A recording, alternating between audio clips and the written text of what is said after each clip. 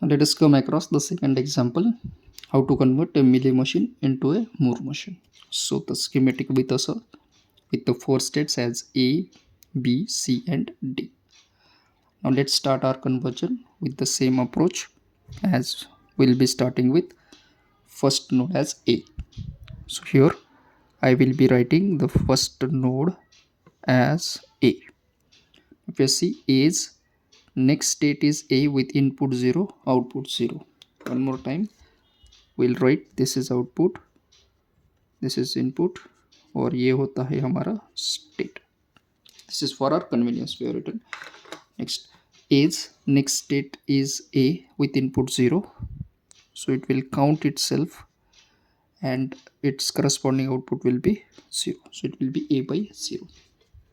Second possibility, A's next state is C with input 1, so we'll be drawing it here. A's next state is C with input 1 and our output is 1, so across C output आ जाएगा 1, so it is C by 1.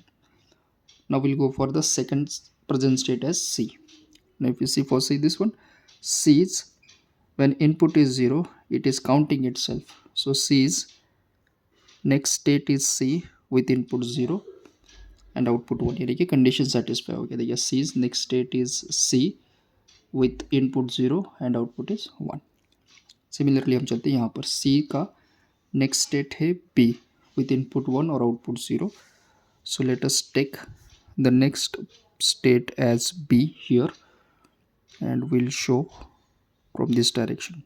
C's next state is B with input 1 and output 0. So इसको लिखा है B divided by 0. ये तो हो गया C B के लिए. Now we have present state as B. Let's start for B.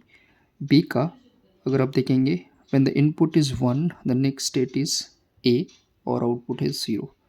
So I can show B's next state is A with input 1 and the output is 0. Similarly, B's next state is D with input 0, output 0. So we'll take the next node as D whose output is 0 और उसका input भी है 0. So this is 0 by 0. Now we'll go for D. D's, if you look at this one, when the input is 0 it goes to A, but here its output is 1. Okay, हमारे पास जो node A था उसका output 0 था, लेकिन हमें क्या चाहिए, a node whose output is 1. So let's take here itself, जहाँ पर A था we'll write A by 1 और उसको हम राउट आउट करेंगे in this way. D's next state is A whose output is 1 when the input is 0. Okay, तो ये तो हो गया D के लिए.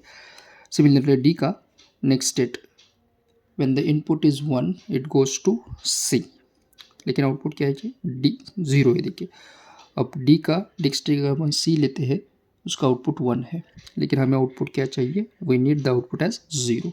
So in this case again we'll add one more node C with output 0 और हम यहाँ पर इसको डायरेक्ट करेंगे from D next state could be C जिसका आउटपुट 0 है और इनपुट है 5. ओके, अब देखिए हमारे पास दो नोड एक्स्ट्रा आ गए, एक तो A है जिसका आउटपुट 1 है और दूसरा C जिसका आउटपुट है 0. तो ये दोनों नोड का भी हम पॉसिबिलिटी चेक करेंगे when input is 0 when input is 1. So let us start with the first A. A देखिए when the input is 0 it goes to A, लेकिन आउटपुट क्या चाहिए 0. तो A का नेक्स्ट स्टेट A है इनपुट 0 आउटपुट 0. ये हो गया इसका मैपिंग.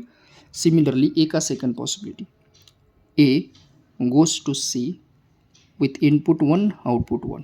तो देखिए ये जो है A it's next state is C, output 1 होना चाहिए, तो ये वाला आ जाएगा इस वाले नोड के लिए.